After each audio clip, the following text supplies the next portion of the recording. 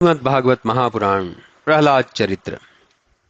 श्री नारद जी कहते हैं, जब इस प्रकार ब्रह्मा जी ने हिरण्यकशिपु को वरदान दे दिया, तब उससे और अपने तप के प्रभाव से वह अत्यंत प्रभावशाली हो गया। उसके शरीर से सोने का सा अद्भुत तेज चमकने लगा। घर आकर उसने अपने भाई के मरने का स्मरण कर विष्णु जी से शत्रुता ठान ली। शत्रुता तो पहले से ही थी, अब उसने उन पर एक प्रकार से आक्रमण कर दिया। वह विष्णु जी को मारने के लिए उनकी खोज करने लगा। साथ ही उसने देवता, असुर, राजा, गंधर्व, गरुड़, नाग, सिद्ध, चारण, विद्याधर, ऋषि, पितर, मनु, यक्ष, राक्षस, बड़े बड़े निशाचर, भूत, प्रेत और इस प्रकार पृथ्वी मंडल के समस्त राजाओं को उनके साथ युद्ध कर सबको जीत लिया। सब उसके वश में हो गए। उसने लोकपालों के स्थान और उनके तेज को हर लिया। इंद्र पर चढ़ाई कर उन्हें जीत देवताओं से प्रार्थना कराई। केवल ब्रह्मा, विष्णु और शिव को छोड़ सभी लोकपाल उसके वशवर्ती हुए। वह बलपूर्वक इंद्र के आसन पर स्थित हुआ। विश्वावसु, तुम्बरु आदि गंधर्व, सिद्ध और ऋषिगण तथा स्वयं मैं भी उसकी स्तुति किया करता था। वर्णाश्रमयी प्रजा भी अपने यज्ञों में उसे भाग देने लगी। उसके भय से सातों द्वीप की पृथ्वी उसके लिए प्रचुर धान्य उत्पन्न करने लगी। स्वर्ग उसके मनोरथों की पूर्ति करने लगा। उसके लिए आकाश की सब वस्तुएं प्रस्तुत करता तथा दूध और मधु के समुद्र भरे रहते थे। समुद्र मणियां देता, पर्वत क्रीड़ा स्थल तैयार करते, छहों ऋतुएं समय समय पर योग्य फल फूल देती और वह सब लोकपालों का अधिपति हो सर्व विजयी हो गया। परंतु जहां इतना विजयी था, वहां इतना निर्बल भी था कि वह अपनी इंद्रियों को वश में न कर सका था।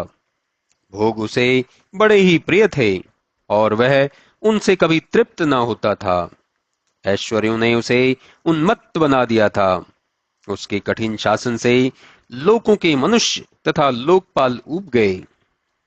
देवताओं ने भगवान विष्णु की शरण ली, बड़ी स्तुति की।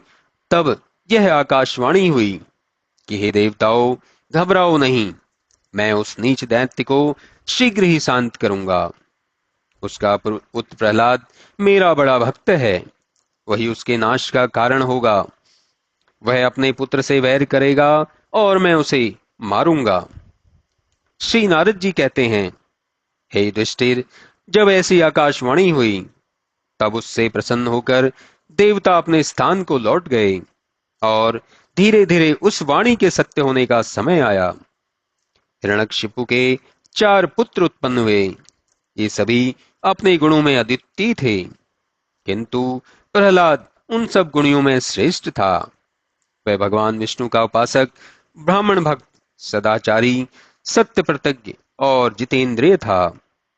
मनुष्य में जितने भी उत्तम गुण होने चाहिए, वे सब प्रहलाद में विद्यमान थे।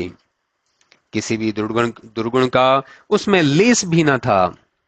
साथ ही सर्वश्रेष्ठ गुण उसमें यह था कि वह अपने चित्त को सदैव नारायण गोविंद में लगाए रखता था। देव चिंतन में उसे अपने देह की भी सुधि न रहती और इस प्रकार भगवान विष्णु के ध्यान में मग्न वह कभी हंसने और कभी गाने लगता था। परंतु उसका पिता हिरण्यकशिपु तो निरा दैत्य ही था। उसे विष्णु की भक्ति कब अच्छी लगती।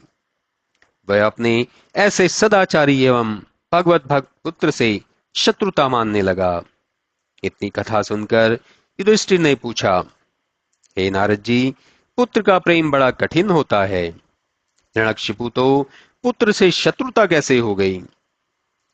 फिर जब हिरण्यकशिपु ने बड़े बड़े लोकपालों को भी वश में कर लिया था, तब उसके लिए बालक प्रहलाद को अपने वश में करना कौन सी बड़ी बात थी कि वह वैसा न कर उसके विरोध से मृत्यु को प्राप्त हुआ।